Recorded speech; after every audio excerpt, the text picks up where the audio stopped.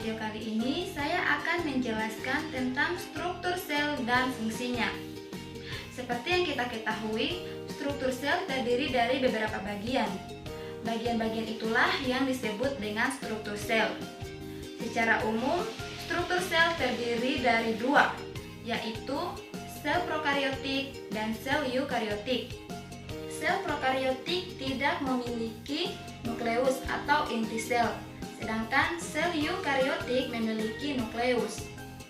Selanjutnya, struktur sel terdiri dari dua bagian, yaitu bagian luar dan bagian dalam, di mana bagian luarnya terdiri dari membran sel dan dinding sel, sedangkan bagian dalam terdiri dari protoplasma. Pada protoplasma terbagi lagi menjadi tiga, yaitu nukleus, sitoplasma, dan sitoskeleton. Membran plasma merupakan struktur yang dimiliki oleh semua sel makhluk hidup, baik kelompok hewan, tumbuhan, jamur, bakteri, arkea, dan protista. Membran sel bisa dianalogikan sebagai kantong plastik. Kantong plastik itu kan bisa membungkus semua barang belanjaan kamu. Nah, sama halnya dengan membran. Membran sel adalah lapisan terluar yang membungkus dan menjaga komponen sel di dalamnya. Lapisan membran sel disusun dari senyawa-senyawa kimia, mulai dari lipid atau fosfolipid, protein, sampai karbohidrat. Nah, gimana sih bentuk membran sel itu? Struktur membran sel terdiri dari fosfolipid bilayer, protein perifer, glikoprotein, glikolipid, kolesterol, fosfolipid, protein integral, protein perifer, dan protein saluran. Fosfolipid terbagi jadi fosfat yang bersifat hidrofilik atau mengikat air, dan lipid bersifat hidrofobik atau tidak suka dengan air. Karena ada dua fosfolipid, bagian bawah dan atas, maka disebut fosfolipid bilayer. Selanjutnya, protein integral adalah protein yang menembus dari atas sampai bawah membran sel. Protein perifer hanya berada pada bagian atas atau bawah membran sel. Protein saluran punya pori-pori yang menyalurkan ion pelarut air. Glikolipid atau glikogen yang menempel pada fosfolipid dapat membantu menstabilkan membran. Selanjutnya, glikoprotein atau glikogen yang menempel pada protein, berperan sebagai reseptor hormon dan neurotransmitter. Walaupun membran sel menjadi lapisan terluar sel pada kebanyakan makhluk hidup, tapi untuk tumbuhan dan jamur, membran sel terletak sebelum dinding sel. Sifat membran sel yaitu semi-permeabel karena adanya struktur fosfolipid. Semi-permeabel adalah sifat membran sel di mana hanya zat tertentu saja yang boleh masuk ke dalam sel. Selanjutnya, dinding sel. Berbeda dengan membran sel yang dimiliki oleh setiap makhluk hidup, dinding sel hanya dimiliki oleh tumbuhan dan jamur. Dinding sel inilah yang membuat tumbuhan menjadi unik dan berbeda dengan sel hewan.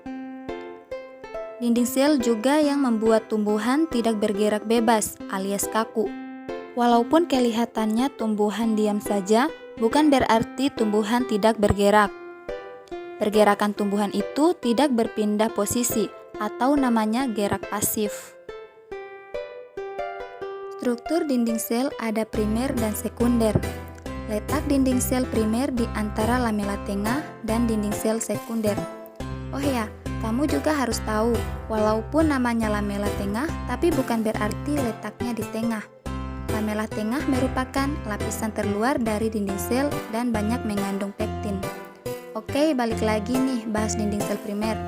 Ada beberapa kandungan di dalam dinding sel primer, seperti hemiselulosa, selulosa atau kadarnya rendah, lipid, dan protein. Dinding sel primer lebih fleksibel dan tipis, karena dinding sel terbentuk saat sel membelah. Selanjutnya, sel mengalami penebalan karena adanya zat lignin, dan terbentuklah dinding sel sekunder. Makanya tekstur dinding sel sekunder tebal, kaku, dan juga kuat. Kandungan di dinding sel sekunder tidak cuma zat lignin, tapi ada juga yaitu selulosa dan hemiselulosa. Beberapa fungsi dinding sel yaitu sebagai pelindung komponen di dalam sel yang memberikan bentuk sel, bantu jaga keseimbangan cairan atau regulasi osmotik, dan juga mencegah sel kehilangan air. Selanjutnya, protoplasma. Tadi kan membran sel dianalogikan sebagai kantong plastik. Nah, semua barang yang ada di kantong itu adalah protoplasmanya. Jadi, protoplasma maksudnya semua bahan yang mengisi bagian dalam sel. Protoplasma ini letaknya di dalam dan mengelilingi membran sel. Jadi, protoplasma mengandung senyawa-senyawa kimia kaya organik dan anorganik. Selain komponen kimiawi, protoplasma juga terdiri dari 3 bagian utama. Pertama, nukleus atau inti sel. Sesuai namanya, inti, jadi nukleus itu bagian terpenting di sel, karena nukleus mengatur seluruh aktivitas sel. Di dalam nukleus juga ada beberapa komponen penting, seperti anak inti atau nukleolus, cairan dalam inti atau nukleoplasma, membran inti atau karioteka, dan benang-benang kromatin atau kromosom. Setiap komponen punya tugasnya masing-masing. Membran inti atau karioteka letaknya paling luar dari inti sel. Nah, di karioteka ini ada pori-pori. Tugas karioteka sebagai tempat pertukaran zat dengan sitoplasma. Selanjutnya, anak inti atau nukleolus. Fungsinya untuk membentuk rRNA yang nantinya akan menyusun ribosom. Di inti sel juga ada cairan kental dan transparan atau disebut nukleoplasma. Fungsinya sebagai tempat terjadinya reaksi-reaksi kimia dalam nukleus. Bagian terakhir yaitu kromosom, yang terdiri dari 2 kata, kroma yaitu warna, dan soma yaitu benang halus dengan fungsi membentuk DNA. Komponen-komponen itu saling bekerja sama, sampai akhirnya nukleus bisa menjalankan fungsinya, yaitu untuk mengendalikan proses berlangsungnya metabolisme dalam sel, menyimpan informasi genetik atau inti pada kromosom yang membentuk DNA, sebagai pusat sintesis asam nukleat DNA dan RNA, mengontrol pertumbuhan sel, dan tempat penyimpanan protein. Selanjutnya, sitoplasma. Cairan dalam sel yang letaknya di antara nukleus sama membran plasma namanya sitoplasma. Nah, sitoplasma itu ada 2 komponen penyusunnya, sitosol dan organel-organel.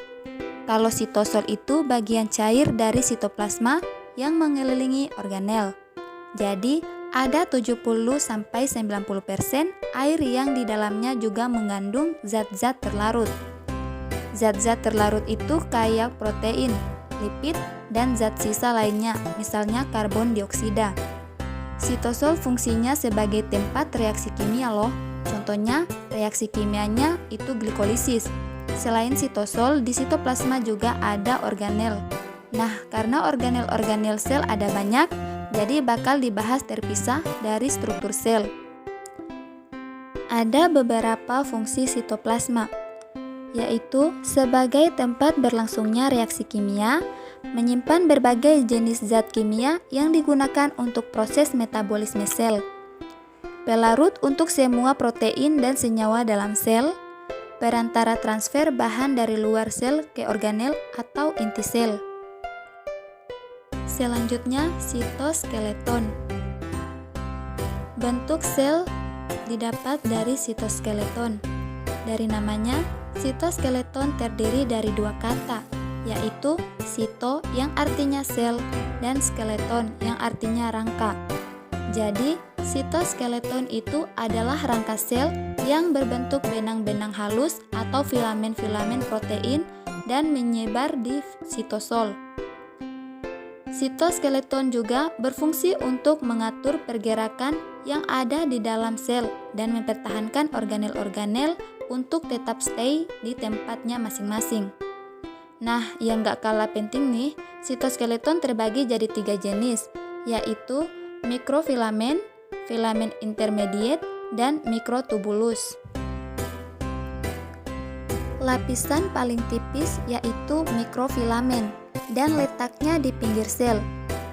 Di dalam mikrofilamen ada protein aktin yang nantinya akan berikatan dengan miosin, sehingga terjadi kontraksi otot untuk pergerakan.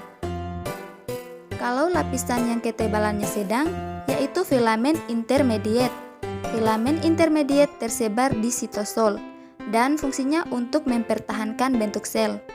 Terakhir, ada mikrotubulus. Mikrotubulus menjadi lapisan yang paling tebal dan tersusun dari protein tubulus. Fungsinya untuk menggerakkan organel, pembentukan silia, dan flagel. Itu dia tadi struktur sel dengan komponen-komponen sel yang ada di dalamnya dan wajib banget kamu tahu. Nah, untuk mempermudah kamu membedakan struktur sel yang ada di sel hewan dan sel tumbuhan, langsung aja perhatiin tabel di bawah ini. Oke, mungkin itu saja yang dapat saya sampaikan mengenai materi struktur sel dan fungsinya. Semoga video ini bisa bermanfaat untuk teman-teman sekalian. Saya ucapkan terima kasih. Wassalamualaikum warahmatullahi wabarakatuh.